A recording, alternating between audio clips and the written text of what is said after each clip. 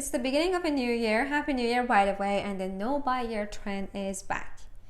I really don't agree with the no buy year, and I don't think that's the right approach. And if you ever thought about going a full year without shopping, maybe watch this video, hear me out. You might change your mind after this video. Ready? Let's go.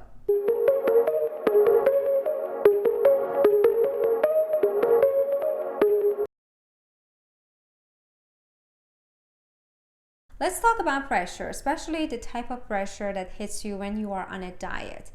You know the feeling when you have hit your daily calorie intake and then you can't stop thinking about all the yummy foods you have at home. Suddenly that ice cream you have in the freezer that you rarely even think about becomes magical, and that's all you want. Basically, when we tell ourselves we can't have something, we want it even more. And the no buy year might seem like a totally different concept, but in terms of pressure and how we react to it, they're pretty similar. When you tell yourself, I can shop, you're basically constantly reminding yourself, I can do this, I can have it, I can buy it, and you're dealing with that pressure every single time. Even the slightest temptation becomes 10 times more desirable, and then over time it builds up. And I don't really think it's necessary when you create that expectation that is really hard to sustain. And it leads to my second point. Back to the dieting example. I use it because I don't know how many of you tried a no buy year, trying to not shop for a prolonged time, but I'm sure you have tried a diet that was way too extreme and you're like, oh my God, I can relate to it. And to be honest with you, you're human and the way you respond to these things are pretty similar. So think about it. You are on a diet that is really strict. How long you think you can deal with that pressure? For how long you can go through it? It builds up over time. And then one day you're overwhelmed and you're like, I'm done with this.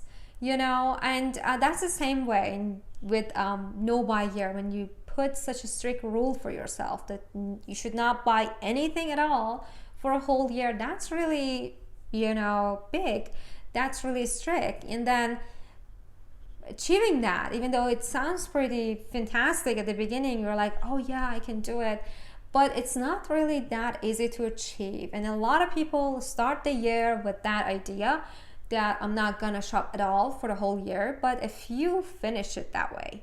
And you know, just like the dieting, when you go for a very extreme diet, even if you continue and you finish it, that's not going to be your lifestyle. Maybe you want to achieve a goal, you're trying to go somewhere and you have such a strict rule for yourself for that time period, but after that you're going to go back to how you were or something similar to it. You can't have such a drastic change in your lifestyle and be okay with it for a very long time. And basically you're setting yourself for failure when you put such a strict rule and then maybe you go shop 4 or 5 times, you failed, you know, because based on the goal you had, you failed. You couldn't achieve it.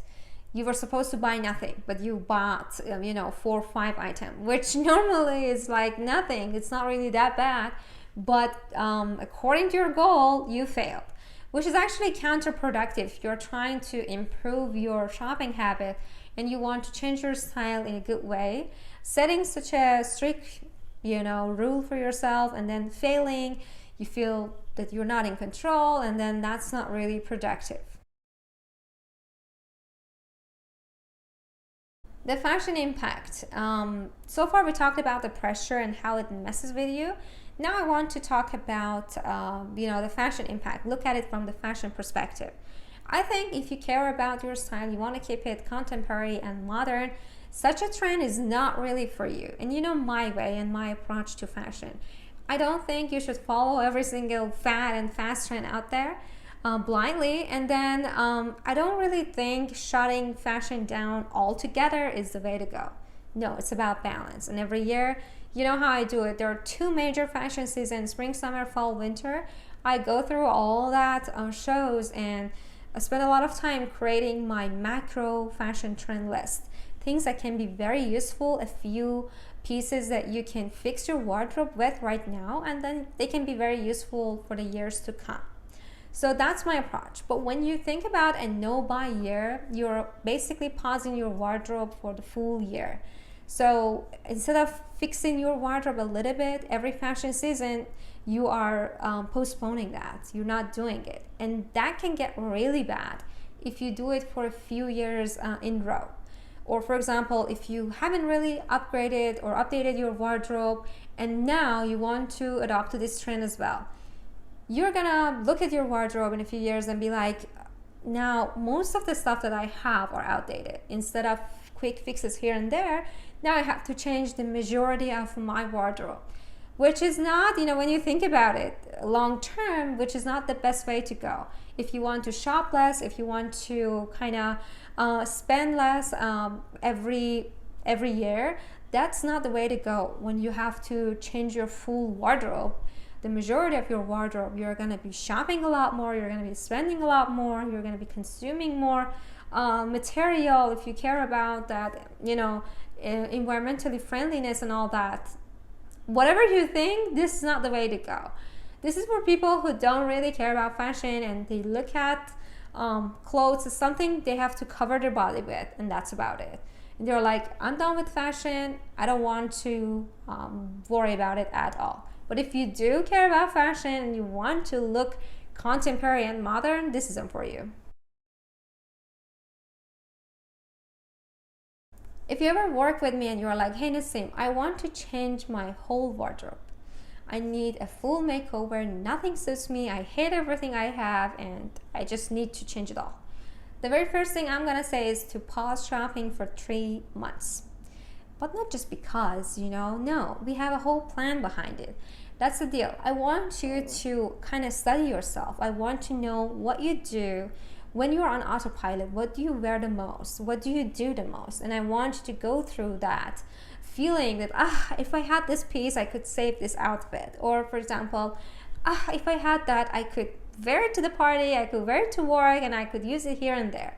That knowledge that you kind of study yourself is really useful, and I think that's better than a stylist from the outside putting idea in your head. No, I believe it's best the person who's going to be living with that wardrobe to come up with that base knowledge, and then I can lead it from there and I can guide it through.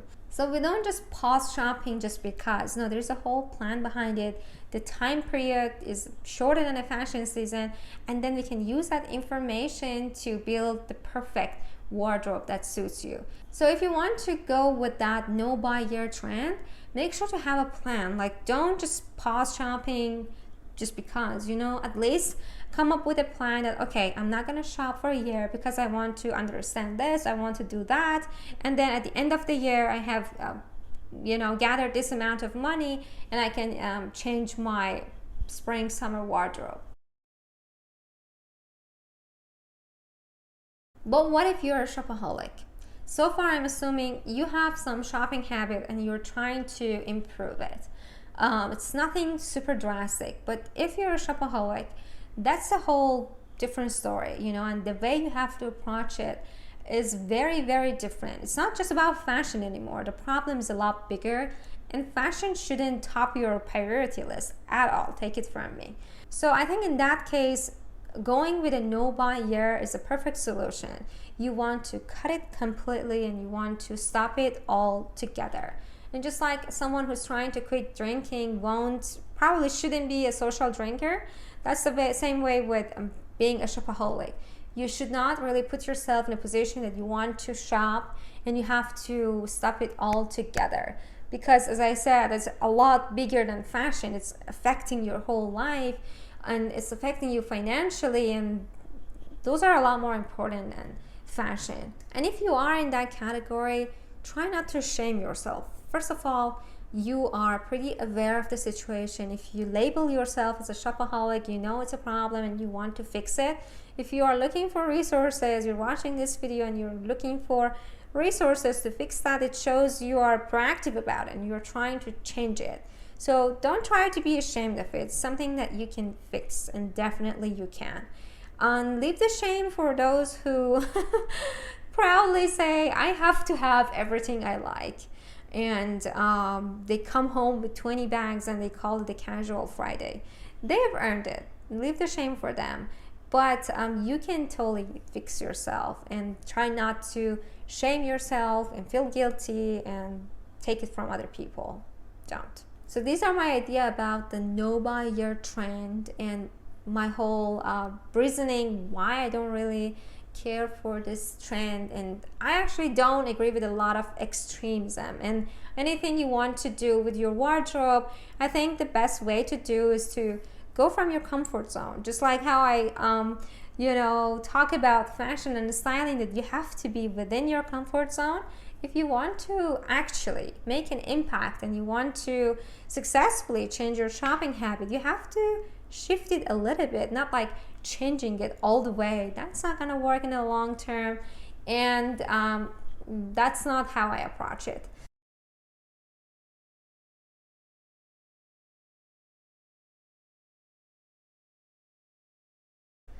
So thank you for watching. Make sure to like the video if you find it helpful, and subscribe to my channel if you want to get fashion content, you want to embark on your style journey, and I see you soon.